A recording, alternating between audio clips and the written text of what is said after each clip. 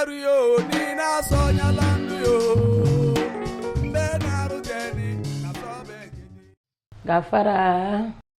mi vena kozo ko bi ala na bala mo bebe wolesi abetem YouTube rana da zami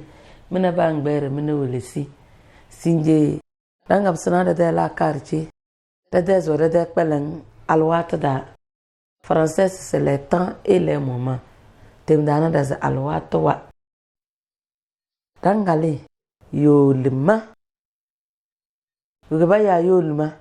la saison des pluies yolma wan zone te wan bazine te belana dang mate sera zu yolma da dan yolma la saison des pluies ade te bide ki yoli la saison des pluies a commencé bo wole si yolma wa bazam bela do yolma da na ni te me mate ki yoli ade te bide longora la saison sèche klene tewo bete bin jemmle tazo longora da ade te bide na se kolong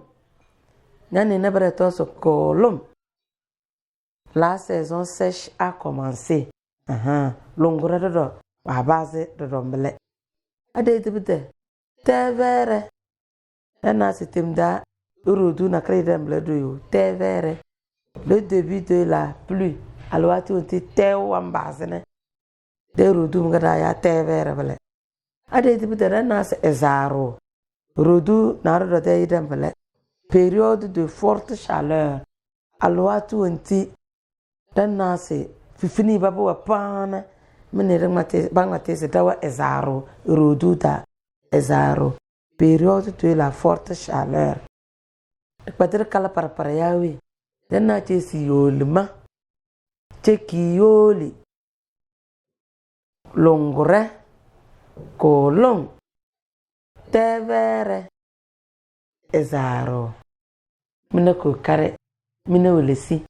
abete wezemi so talanda chiri woro bye bye.